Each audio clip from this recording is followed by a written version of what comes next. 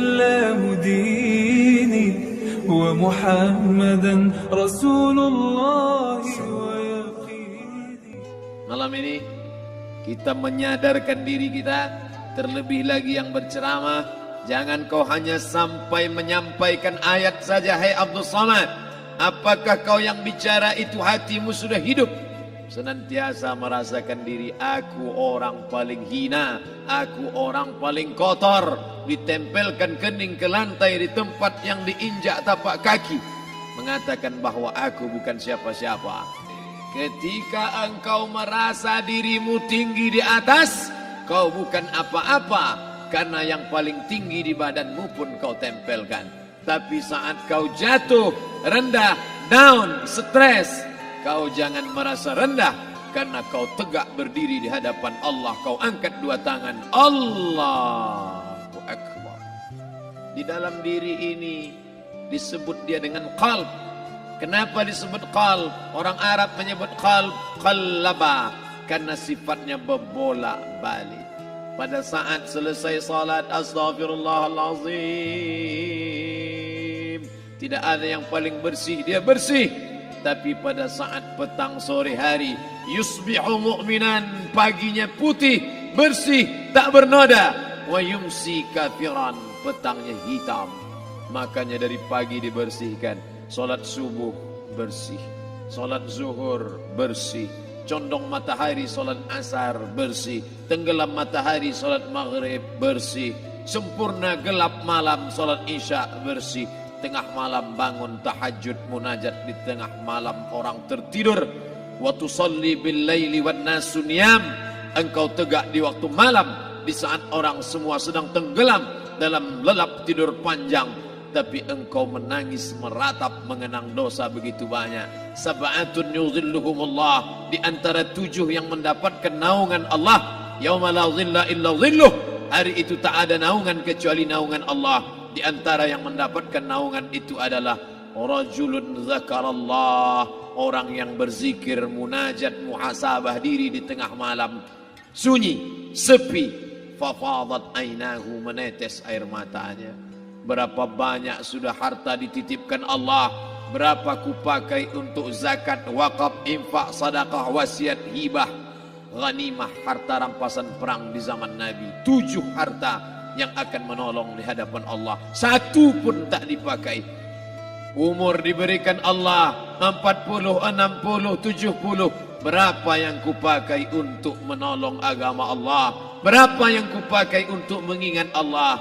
Mata, tangan, telinga, kaki akan diminta tanggung jawab di hadapan Allah. Al-yawma nakhtimu ala afwahihim, mulut terkunci. Wa tukallimuna aydihim, tangan akan bicara. Wa tashhadu arjuluhum, kaki akan bersaksi di hadapan Allah. Siapa yang bisa menolong waktu itu? Kalau pernah tangan ini saat punya kekuasaan, 1 coretan tanda tangan bisa mempermudah urusan masjid. Sebutir kekuasaan yang dititipkan Allah bisa dipakai menolong agama Allah. Itulah yang akan menolong di hadapan Allah. Apa yang disampaikan malam ini, semua biaya pengurusan masjid 0. Itulah sesungguhnya yang akan menolong di hadapan Allah. Adapun harta yang disimpan, tabungan, deposito, tanah, rumah, kendaraan, semua akan tinggal menjadi harta warisan. Lalu yang kita bawa mati apa? Dulu dibangga-banggakan, dihormati, dimuliakan. Yang kami muliakan Al-Mukarram, Al-Ustad. Tapi pada saat tiba masanya, yang kita bawa tak lain tak bukan innallaha la yanzuru ila ajsamikum. Allah tak menengok badan, fisik, bentuk tubuh, baju. Ini sampulnya saja. Wala ila suwarikum, Allah tak menengok rupa, wajah. Walakin yanzuru ila qulub, hati kamu yang bersih itulah yang kau bawa menghadap Allah Subhanahu wa taala. Yauma la yanfa'u malun, harta tak berguna. Wala banun, anak tak bisa menolong. Harta tak berguna, anak tak mampu menolong. Illa man atallah, kecuali orang yang datang menghadap Allah biqalbin salim, dengan hati yang bersih, hati yang tulus, hati yang memercikkan cahaya iman, hati yang bersih dari hasad, busuk hati, sum'ah, riya, takabbur. Itulah yang menolong di hadapan Allah Subhanahu wa taala. Tulang, kulu, kulit, darah, lemak, sumsum akan menjadi santapan cacing tanah. Begitu besok pagi pintu kamar tak bisa diketuk, istri bolak-balik membangunkan tak terjaga, dipegang pipi sudah sejuk macam es batu, tanda jantung tak lagi berdetak, maka darah mulai berubah menjadi nanah, busuk. 1, 2, 3 hari kalau tidak disuntik formalin, jasad paling busuk jasad manusia, karena semua dia makan herbivora, tanaman saja. Tapi kita ini omnivora, semua masuk. Maka begitu mati, paling bagus orang Islam paling cepat dikuburkan. Selesai acara pemakaman, habiskah masalah, muncul masalah baru. Disitulah kita baru sadar. Apa kata Imam Ali radhiyallahu an? An-nasu niyam. Semua manusia waktu hidup itu tidur. Bapak tidur, ibu tidur, saya tidur. Semua orang waktu hidup itu tidur. Falamma matu, ketika dia mati, disitulah dia baru terjaga dari tidur panjang. Saat Israel mencabut nyawa, ditarikkannya adalah satu centapan yang kuat. Disitulah kita baru terjaga dari tidur panjang. Betapa aku meninggalkan salat, betapa aku tak berzakat, betapa dulu kekuasaan. Aku lulus umur 30, pensiun 58, 28 tahun apapun tak pernah kubuat untuk agama. Sibuk membesarkan anak, sibuk mengurus warisan. Anak pun tak ingat dengan kita, karena kita lupa menanamkan pendidikan agama di dalam otak kepalanya. Andai dulu pernah dia dibawa ke masjid, andai dulu pernah dia dibawa umrah, andai dulu dia dimasukkan SD IT, SMP IT, SMA IT, Islamic Boarding School, dibawa ke masjid, takkan dia lupa mendoakan selesai sholat, Rabbighfirli wali walidayya warhamhuma kama rabbayani saghira. Harta yang banyak tak sempat menolong agama Allah. Anak tunggal semata wayang tak sempat dididik agama. Istri meninggalkan dalam keadaan stres susah hatinya karena dia tak diajarkan sabar menerima ridha ketetapan takdir Allah.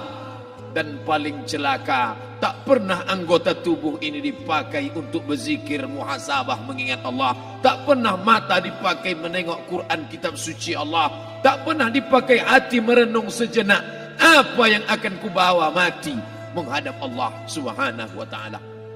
Malam ini saya tak minta diajak ceramah tentang hukum zakat, hukum puasa.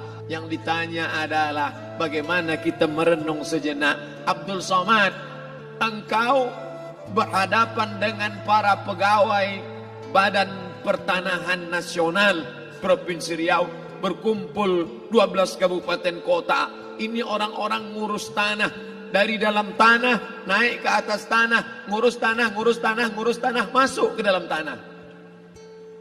Abdul Somad dari dalam tanah naik ke atas tanah, ceramah, ceramah, ceramah, ceramah, ceramah, masuk balik ke dalam tanah. Yang kau bawa apa? Baju koko tinggal, peci tinggal, pakaian kehormatan tinggal. Yang tentara belum pernah saya diundang. Ustadz besok datang takziah, bapak tentara meninggal, tahu-tahu kain kafannya loreng. Tak ada. Yang kau bawa kain tidak berjahit, disobek, kerak. Itu yang akan menyampul kulitmu, yang selama ini kau dimandikan, dibersihkan oleh ibumu dulu 60 tahun yang lalu. Sampai masanya kau lupa kapan kau dimandikan dulu. Sekarang ruh melihat, disebut dia ruh karena dia raha ya ruhu ruh, seperti aroma semerbak yang datang pergi hinggap. Ruh sampai masanya dia datang masuk ke dalam jasad. Ruh sampai masanya dia pergi meninggalkan jasad. Malam ini dimuliakan Al-Mukarram Haji Abdul Somad LCMA. Kenapa Abdul Somad ini dimuliakan? Karena ruh hinggap sejenak sebentar, sampai masanya besok pagi dia ruh keluar dari dalam tubuh ini. Anak yang katanya ayahku sayang, istri katanya kaulah abang. Sampai masanya mereka tak lagi mau mendekat. Rumah itu saya yang buat, saya yang mengukurnya. Tapi begitu ruh sudah keluar dari badan, tidak satu pun semeter, sesenti, sejengkal, sehasta ada tempat di rumah itu untuk jenazah bernama jenazah Abdul Somad. Dulu orang bertanya, rumah Ustadz Somad di mana? Hari ini orang tidak lagi bertanya, tak lagi menyebut nama. Orang sudah mengatakan kuburnya mana.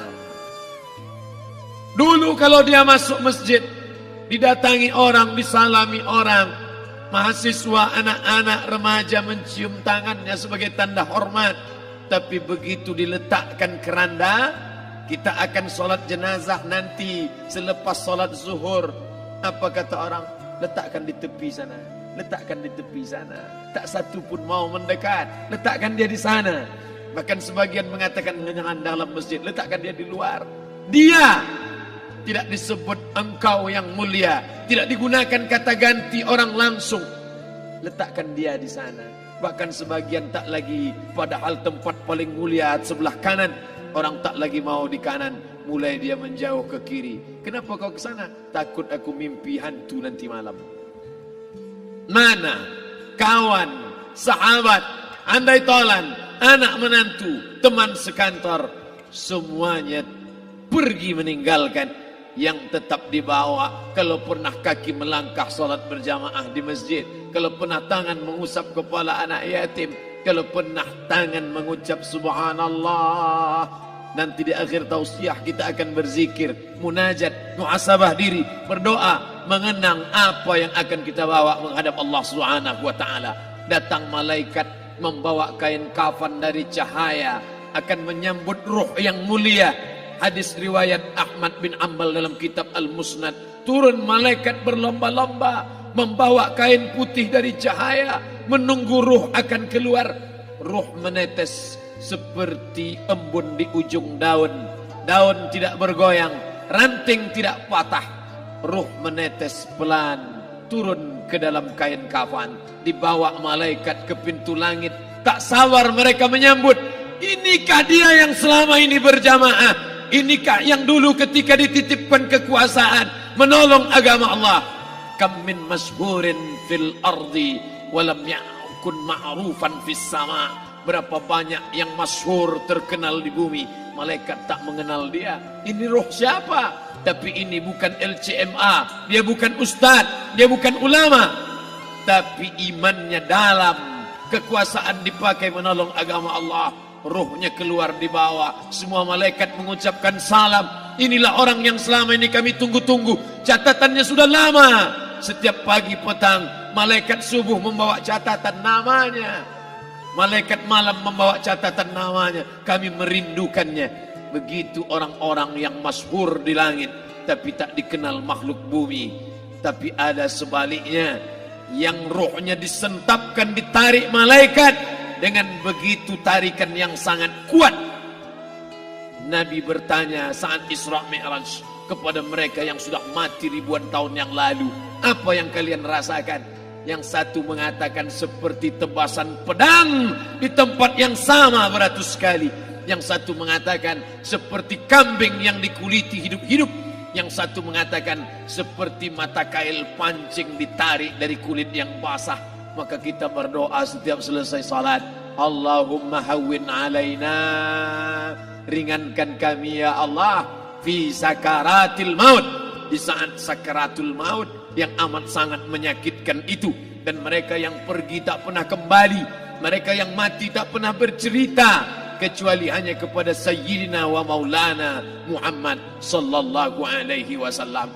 Di saat malam pertama di tempat yang gelap, di tempat yang tak pernah diimpikan oleh orang, tapi kita tetap melewati dan merasakannya. Perlahan-lahan cacing tanah, ular-ulat kalajengking akan menggerogoti kulit yang selama ini dimandikan, selama ini dipakaikan sampo yang mahal, selama ini dioleskan pelembab yang lembut. Tapi ternyata sebelum roh keluar jasad, setelah keluar dia hanya akan menjadi santapan cacing tanah, hancur berkeping hari demi hari. Yang pertama kali membusuk adalah mata, karena dia berisi cairan. Cairan ini mengering, busuk dan berlubang. Lalu kemudian usus sebulan di dalam tanah, mulai dia menggelembung masuk angin dan dia meletus pecah. Cacing-cacing tanah mulai datang menggerogoti, memakan. Habis lemak, tulang, kulit, bulu, sumsum, darah, jantung, empedu, limpa, buah pinggang. Habis semuanya, tinggal tulang-tulang yang memutih, dimakan oleh tanah, ditelan oleh massa, sampai akhirnya Asi bin Wa'il membawa tulang yang kering itu kepada Nabi Muhammad, baginda Sayyidina wa Maulana Muhammad. Ya Muhammad, ayyuhi rabbuka hadzal izam, sanggupkah Tuhanmu menghidupkan tulang yang kering ini? Nabi diam tak menjawab, sampai akhirnya datang Jibril alaihi salam membawakan wahyu. Qul, katakan kepada dia. Ayat ini dibaca malam Jumat. Bapak Ibu semua hafal, kita baca. Qul yuhyiha allazi ansha'aha awwala marrah wa huwa bikulli khalqin alim.